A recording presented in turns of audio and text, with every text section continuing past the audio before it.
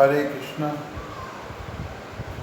श्रीमद् भागवतम दसम स्कंद अध्याय 72 जरासंध असुर का वध।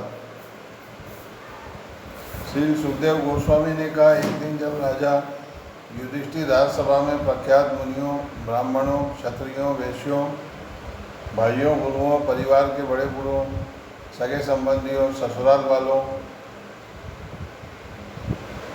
तथा मित्रों से गिरकर बैठे हुए थे तो उन्होंने भगवान कृष्ण को संबोधित किया।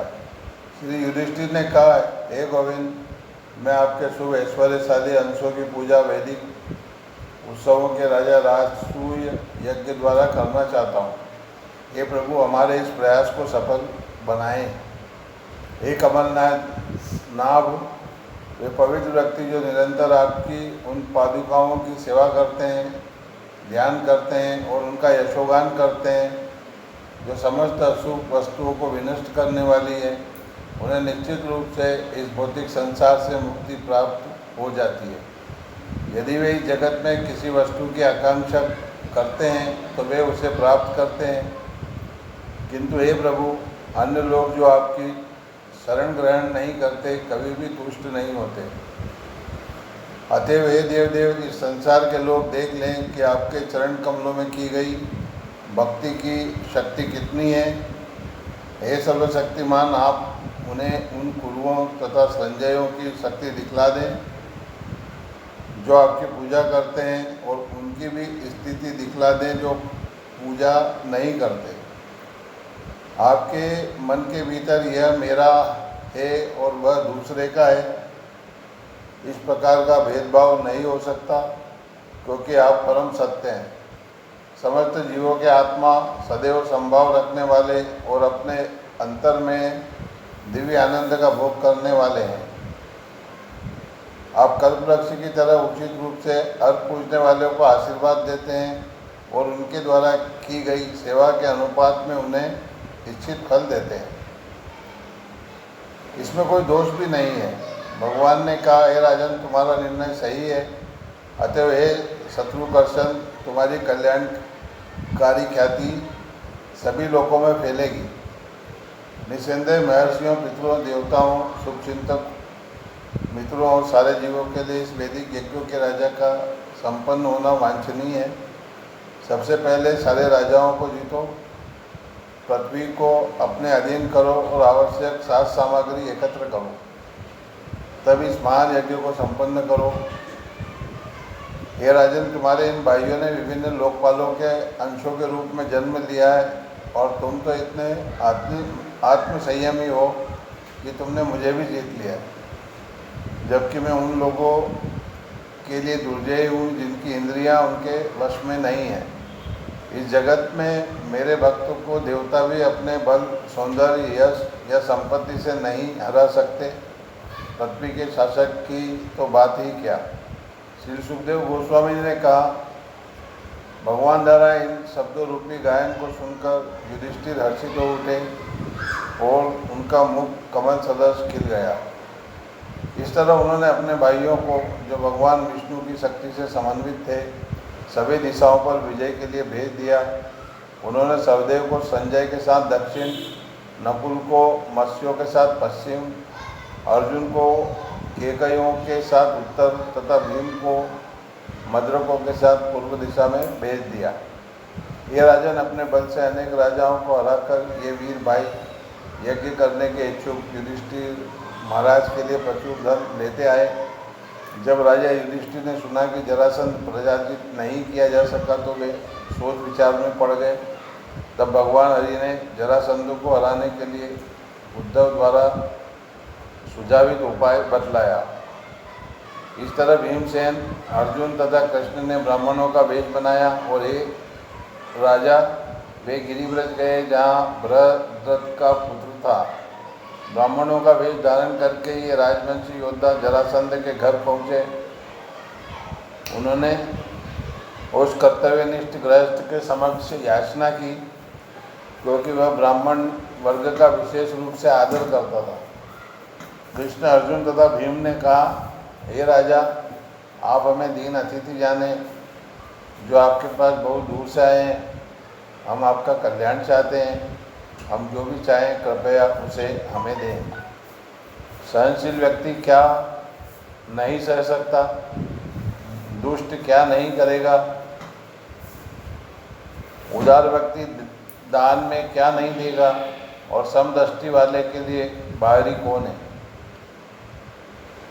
निसंदेह वह निंदनीय तथा दयनीय है जो सक्षम होते हुए भी अपने क्षणिक शरीर से महान संतों द्वारा गाई गई चिरख्याति को प्राप्त करने में असफल रहता है। हरिश्चंद्र, रंतिदेव, वंशवृत्ति, मुदगल, शिबी, बलि एवं अन्य अनेकों ने अपना सर्वस्व दान देकर अविनाशी को प्राप्त किया है।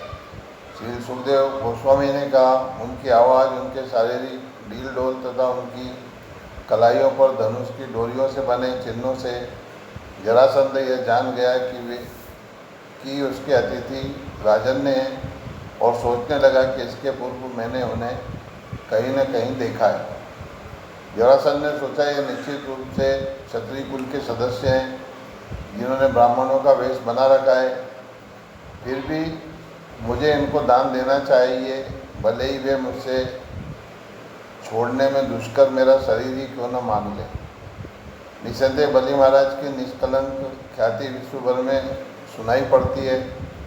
भगवान विष्णु बलि से इंद्र का ऐश्वर्य वापस लेने की इच्छा से उसके समक्ष ब्राह्मण के वेश में प्रकट हुए और उसके शक्तिशाली पद से उसे नीचे गिरा दिया। यद्यपि देवराज बलि इस छल से परिचित थे और अपने गुरु द्वारा मना किए जाने पर भी उन्होंने विष्णु को दान में सारी पृथ्वी दे दी। उस अयोग्य क्षत्रिय से क्या लाभ जो जीवित तो रहता है किंतु अपने नश्वर शरीर से ब्राह्मणों के लाभार्थ कार्य करते हुए स्थायी यश प्राप्त करने में असफल रहता है। श्री सुखदेव गोस्वामी ने कहा, इस प्रकार संकल्प करके उदार जरासंध ने कृष्ण, अर्जुन तथा भीम से कहा, हे विद्वान ब्राह्मणों, तुम जो भी चाहो चुन सकते हो, मैं तुम्हें दूंगा, चाहे वह मेरा सिर ही क्यों न हो। भगवान ने कहा, हे राजन, यदि आप उचित समझते हो तो हमें दान के रूप में द्वंद्व युद्ध दीजिए। हम राजकुमार और युद्ध की भिक्षा मांगने आए, हमें आपसे कोई अन्य भिक्षा नहीं चाहिए। वह प्रतापपुत्र भीम और यह उसका भाई अर्जुन है। मुझे इनका ममेरा भाई और अपना शत्रु कृष्ण जानो। श्री सुखदेव गोस्वामी ने कहा, इस प्रकार ललकारे जाने पर मगधराज जोर से हंसा और उपेक्षा पूर्वक बोला, बहुत अच्छा, मैं तुमसे द्वंद्व युद्ध करूँगा, लेकिन हे कृष्ण, मैं तुमसे युद्ध नहीं करूँगा क्योंकि तुम कायर हो। तुम्हारे बल ने युद्ध के बीच में ही तुम्हारा साथ छोड़ दिया था और तुम अपनी ही राजधानी मथुरा से समुद्र में शरण लेने के लिए भाग गए थे। जहाँ तक इस अर्जुन की बात है, वह न तो आयु में मेरे समान है, न ही अत्यधिक बलशाली है। चूँकि वह मेरी जोड़ का नहीं है, अतः उसे योद्धा नहीं बनना चाहिए, किंतु भीम मेरे ही समान बलशाली है। यह कहकर जरासंध ने भीमसेन को एक बड़ी गदा दी और दूसरी गदा स्वयं लेकर घर के बाहर चला गया। इस तरह दोनों वीर नगर के बाहर समतल अखाड़े में एक दूसरे से युद्ध करने लगे।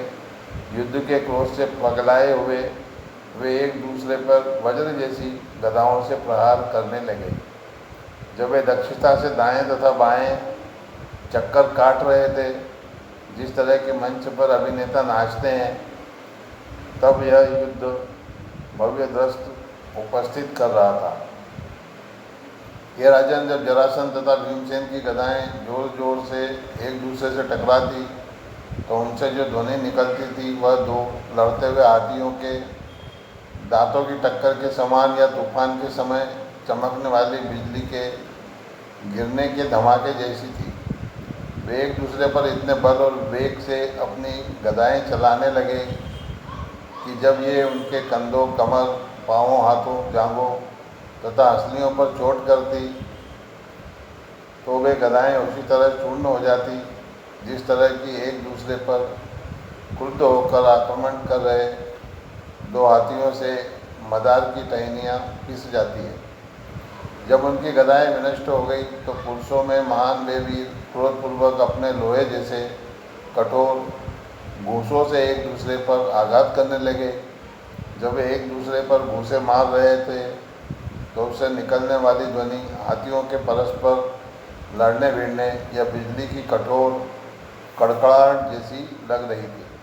इस प्रकार उन दोनों ने लड़ते हुए समान प्रशिक्षण बल तथा उत्साह वाले प्रतिद्वंदियों की यह प्रतियोगिता समाप्त नहीं हो रही थी। इस तरह हे राजन वे बिना किसी ढील के लड़े जा रहे थे। भगवान कृष्ण अपने शत्रु जरासंध के जन्म तथा मृत्यु के रहस्य के बारे में जानते थे। वे यह भी जानते थे कि किस प्रकार जरा नामक राक्षसी ने उसे जीवन दान दिया। अतः कृष्ण ने भीम को अपनी विशेष शक्ति प्रदान कर दी। शत्रु को किस तरह मारा जाए इसका निश्चय करके उन अमोघ दर्शन भगवान ने एक वृक्ष की टहनी को बीच में से चीरकर भीम को संकेत किया। इस संकेत को समझकर योद्धाओं में सर्वश्रेष्ठ उस बलशाली भीम ने अपने प्रतिद्वंदी को भूमि पर पटक दिया। भीम ने अपने पांव से जरासंध के एक पांव को दबा लिया और दूसरे पांव को अपने हाथों से पकड़ लिया। फिर जिस तरह कोई विशाल हाथी किसी वृक्ष से एक शाखा को तोड़ ले, उसी तरह भीम ने जरासंध को चीर डाला। तब राजा की प्रजा ने उसे दो अलग अलग खंडों में पड़ा हुआ देखा। प्रत्येक खंड में एक पांव, जांघ, कमर, कंधा, बाँह, आँख, भौं, कान तथा आदि पीठ एवं छाती थे। मगधराज की मृत्यु होते ही हाहाकार होने लगा, जबकि अर्जुन तथा कृष्ण ने भीम का आलिंगन करके उसे बधाई दी। समस्त जीवों के पालन करता तथा हितकारी अपरिमेय भगवान ने जरासंध के पुत्र सहदेव का अभिषेक मगधवासियों के नवीन राजा के रूप में कर दिया। तब भगवान ने उन समस्त राजाओं को मुक्त किया जिन्हें जरासंध ने बंदी बना रखा था। इस प्रकार श्रीमद् भागवतम दशम स्कंद अध्याय 72 जरासंध असुर का वध नामक अध्याय के भक्ति वेदांत श्लोकार्थ पूर्ण हुए। हरे कृष्ण कृष्ण कृष्ण हरे हरे, हरे राम राम राम हरे हरे, हरे कृष्ण कृष्ण कृष्ण हरे हरे, हरे राम राम राम हरे हरे, हरे कृष्ण।